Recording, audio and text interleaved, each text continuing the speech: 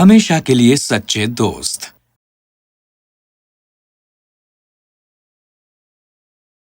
एक समय की बात है, एक छोटे से खुशहाल गांव में ह्यूगो और एल्सी रहते थे, जो हमेशा एक साथ रहे और कभी एक दूसरे से जुदा नहीं हुए। देखो एल्सी, एक एल्फ किंग। क्या ये शक्तिशाली नहीं लगता? मैं एल्फ किंग बन सकता हूँ। देखो मेरे नुकीले कान। ओह, ठीक है, फिर मैं ये खूबसूरत चुड़ैल हो सकती हूँ। वो सचमुच बहुत ही गहरे दोस्त थे और कोई भी कभी उन्हें जुदा नहीं कर सकता था। पर ये दोनों जो एक दूसरे के लिए थे, उनसे बिल्कुल उलट घने जंगल में एक नौजवान बौना रहता था जिसका नाम था कोबी, जिसका कोई दोस्त नहीं था। माँ, चलो बाहर चलें बेरी के परियों को देखने के लिए। चलो ना। ओह कोबी, क्या तुम नहीं देख रहे कि मैं सफाई में व्यस्त हूँ? मैं बाहर नहीं जा सकती। तो फिर क्या होगा अगर मैं अकेला ही बाहर चला जाऊँ? स्वीट हार्ट, मैंने तुम्हें बताया था ना उन घटिया और ट्रोल्स के बारे में जो इस जंगल में घूमते रहते हैं, और वो ज्यादातर तभी बाहर आते हैं जब रात तो होती है, पर मुझे ये पता है कि मैं सचमुच बहुत सावधान रहूँगा। मुझे क्षमा करना कोबी, पर तुम अंदर ही रहोगे। तुम अपने किसी खिलौने के साथ क्यों नहीं खेलते? हाँ माँ। बाद में कोबी अपनी माँ को ढूंढने आया। माँ, क्या लंच तैयार हो गया है? ओह, माँ तो सोई हुई हैं। ये अच्छा मौका है मेरे लिए। मुझे अभी बाहर जाना चाहिए। कोबी खामोशी से अपने घर से चुपचाप बाहर निकला और तेजी से निकल पड़ा। घूमते घूमते वो जल्दी ही एक गांव में पहुंचा। ओह, इतने सारे लोग! मैं इससे पहले तो किसी इंसानी गांव में नहीं आया था। हाँ? कोबी ने ह्यूगो और एल्सी को खुशी-खुशी एक दूसरे के साथ खेलते देखा। बच्चे, बहुत बढ़िया रहेगा अगर मैं उन्हें अपना दोस्त बना लूं, पर कैसे? सुनो, तुम मेरे 10 तक गिनने तक छुप जाओ। तुम मुझे नहीं ढूंढ पाओगी। जब एल्सी ने अपनी आंखें बंद की, कोबी ने अपना मौका देखा और खामोशी से उसकी ओर चला गया। ओह! कोबी ने उस पर अपना सम्मोहन डाला और वो जल्दी ही सम्मोहित हो गई और आसानी से उसके पीछे हो ली। कुछ देर के बाद ह्यूगो इंतजार करते करते थक गया और जल्दी ही बाहर आ गया। एल्सी, अजीब बात है, क्या वो घर चली गई? एल्सी कोबी के साथ थी, जो उसे किसी और जगह ले गया था, और अब वो सम्मोहन। कोबी अभी भी एक छोटा एल्फ था और उसका जादू कमजोर था। आखिर वो सम्मोहन टूट गया। ओह, मैं कहाँ हूँ? और भला तुम कौन हो? मेरा नाम है कोबी और मैं चाहता हूँ तुम मेरे साथ खेलो। क्या? पर मैं तुम्हें नहीं जानती। मुझे नहीं खेलना, मुझे घर ले जाओ। नहीं, मैंने तुम्हें उस लड़के के साथ खेलते देखा था, तो मैं चाहता हूँ तुम मेरे साथ भी खेलो। चलो भी, इतनी बदमिजाज मत बनो, चलो खेलते हैं। कोबी ने एल्सी को सुंदर फड़फड़ाती तितलियां दिखाई और उसे मजेदार चॉकलेट दी और हंसाने के लिए अजीब अजीब चेहरे भी बनाए। पर एल्सी डरी हुई और नाखुश थी। उसे ये पता नहीं था कि कोबी बस खेलना चाहता था। उसने सोचा कि वो एक बहुत ही घटिया बौना है जिसने उसका अपहरण किया है। इसका कोई फायदा नहीं, मैंने सब कुछ आजमा लिया है। तुम तो हंसती भी नहीं हो। मुझे घर ले जाओ।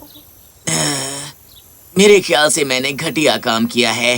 देखो, मेरा कोई दोस्त नहीं है। मैं तो बस चाहता था कि कोई मेरे साथ खेले। मैं सच में बहुत शर्मिंदा हूँ। ये सुनकर एल्सी ने दिल ही दिल में सोचा, मुझे लगता है ये इतना भी बुरा नहीं है, पर मैं इसके ऊपर भरोसा भी नहीं कर सकती। अगर मैं इसके साथ खेलूं, तो ये मुझे घर लेकर जा सकता है। ठीक है, मैं तुम्हारे साथ खेलूंगी, पर तुम्हें मुझे घर लेकर जाना होगा। कोबी बहुत नाखुश हुआ। उसने उसे घर ले जाने का वादा किया और वे दोनों एक दूसरे के साथ खुशी खुशी खेलने लगे। इस दौरान वापस घर में ह्यूगो ने सबको बता दिया कि एल्सी गायब थी। अब हर कोई उसको तलाश रहा था। एल्सी! एल्सी, तुम कहाँ पर हो? हर कोई बहुत चिंतित था। वो घंटों खोज करते रहे जबकि अंधेरा न हो गया। अंत में वो सब उदास मन से घर चले गए। एल्सी के माता पिता ने कहा कि जिप्सी उसे ले गए होंगे, पर ह्यूगो ने सोचा कि शायद उन जादुई प्राणियों में से कोई एक उसे ले गया होगा। वापस फूलों के खेत में एल्सी ने ऊपर आकाश की ओर देखा। कोबी, मुझे अभी घर जाना होगा। बहुत अंधेरा हो गया है। अंधेरा? पर तुम्हारा घर तो बहुत दूर है ना, और रात को ट्रोल्स बाहर निकलते हैं। कोबी फूट फूट कर रोने लगा। कोई बात नहीं, हम रास्ता कल ढूंढ लेंगे। फिलहाल अभी सोने की जगह ढूंढते हैं। ट्रोल्स बहुत बड़े होते हैं। अगर हम अच्छे से छुप जाए तो वो हमें नहीं ढूंढ पाएंगे। तो वे दोनों बाकी समय तक चलते रहे और अंत में उन्हें एक खोखला वृक्ष मिला। वो उसके अंदर घुसे और सिमट कर सो गए। वहां गांव में ह्यूगो सो न सका। वो एल्सी के बारे में ही सोचता रहा। मुझे उसे ढूंढना होगा। हर कोई सो चुका है। अब मुझे जाना चाहिए।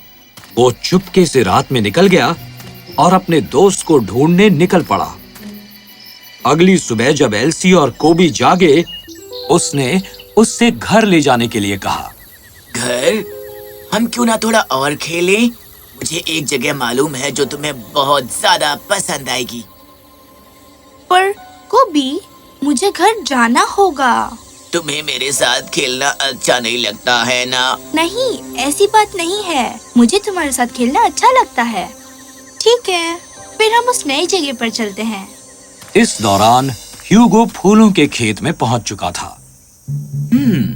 लगता है ये तो एल्सी का रिबन है।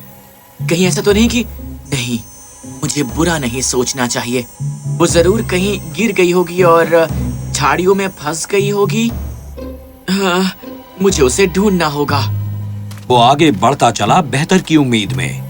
हालांकि कोबी एल्सी को ले जा रहा था एक बहुत ही घने अंधेरे जंगल से। कोबी, तुम मुझे कहाँ लेके जा रहे हो? बस हम पहुंच ही गए। अपनी आंखें बंद करो। उसका हाथ पकड़कर कोबी ने उसे घनी झाड़ियों में खींचा। और अब अपनी आंखें खोलो। वाह, सनफ्लावर्स! हाँ, कोबी एल्सी को एक बहुत बड़े सूर्यमुखी के फूलों के खेत में ले आया था। वहाँ बहुत ही सुंदर सूर्यमुखी के फूलों के खेत थे, जितनी दूर तक उसकी नजर जाती। दोनों बच्चों ने बहुत आनंद लिया। इस बीच बेचारा ह्यूगो खोखले वृक्ष तक आ पहुंचा। हाँ, यहाँ तो फिर से एल्सी का रिबन है। ओह नहीं, कहीं कोई घटिया परी उसे लेकर तो नहीं गई, या किसी गॉब्लिन ने उसे उठा लिया हो। उसने अपनी तलाश में फुर्ती लगा दी। एल्सी और कोबी खुशी खुशी खेल रहे थे, पर जल्दी ही शाम होने लगी। कोबी, मुझे घर जाना ही होगा। अभी? क्यों? क्या हम थोड़ा और नहीं खेल सकते? देखो, अगर अंधेरा हो जाएगा तो ट्रोल्स वापस बाहर आ जाएंगे। तुम ऐसा नहीं चाहोगे ना? ठीक है, चलो वापस जंगल में चलते हैं और एक पेड़ को ढूंढकर हम सो जाते हैं। एल्सी मान गई, इस उम्मीद में कि वो अगले दिन उसे घर ले जा पाएगी। पर जैसे ही वे जाने लगे, सूर्यमुखी के फूल अचानक सरसराने लगे। ये क्या है? शायद से एक चूहा।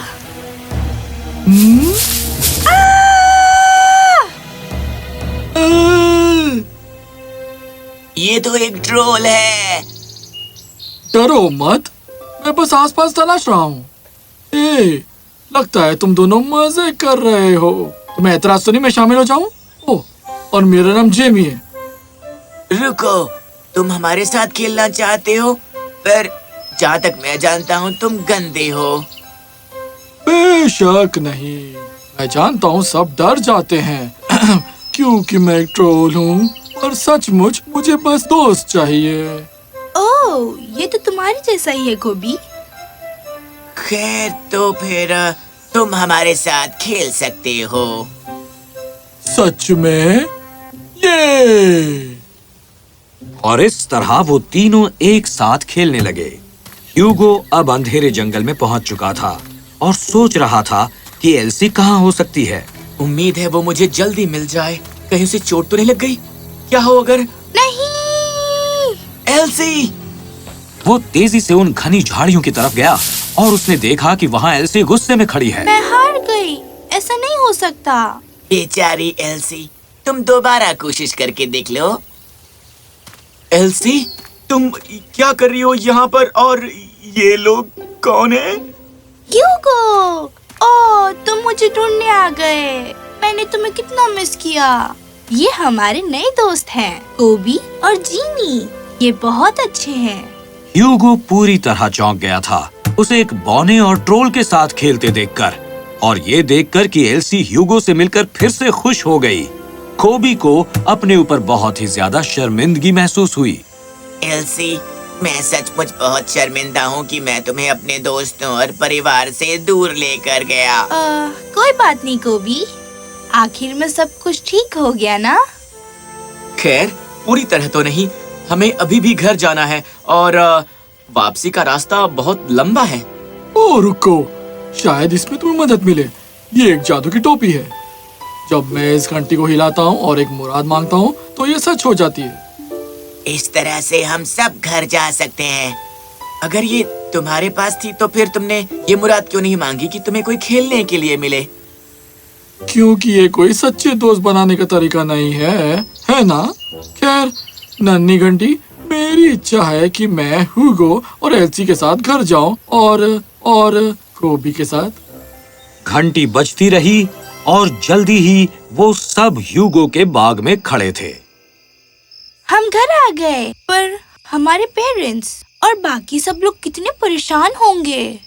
वो बहुत परेशान है। जेमी, क्या तुम ये मुराद मांग सकते हो कि वो सब भूल जाएं कि एल्सी गायब हुई थी? तो जेमी ने मुराद मांगी और अपनी घंटी बजाई और सभी गांव वालों की याददाश्त हटा दी। मैं चाहता हूँ कि तुम यही मेरी माँ के साथ भी करो। उन्होंने गुड नाइट कहा और अलग हो गए। इसके बाद वो चारों तकरीबन हर दिन एक साथ खेलते और जल्दी ही गहरे दोस्त बन गए। ये साबित करते हुए कि दोस्ती की कोई सीमा नहीं होती, चाहे कोई व्यक्ति कितनी भी अलग क्यों न हो। सच्ची दोस्ती हमेशा राह ढूंढ ही लेती है।